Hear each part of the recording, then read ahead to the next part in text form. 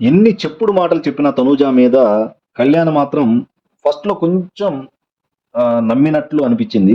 తర్వాత మన మాధురి గారి యొక్క బ్రెయిన్ వాష్ తర్వాత మాధురి గారు అతన్ని తీసుకెళ్లిపోయి మన తనూజ గారితో కలిపి ఇద్దరు మాట్లాడుకున్న తర్వాత తనూజ చెప్పింది ఒకటే ఒక మాట.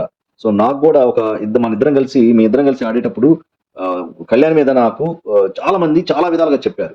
అయినా సరే నేను ఎట్టి పరిస్థితుల్లో వాళ్ళు చెప్పుడు మాటలు వినకుండా కళ్యాణ్ సపోర్ట్ ఇచ్చి కళ్యాణ్ నామినేట్ కాబట్టి దాదాపు ఎలిమినేట్ అయ్యే సిచ్యువేషన్ ఉన్నప్పుడు గట్టిగా ఎవరి మాట వినకుండా నేను గట్టిగా నిలబడి అప్పుడు చాలా మంది మన కళ్యాణ్ మీద ఎక్కించారు తనూజాకి.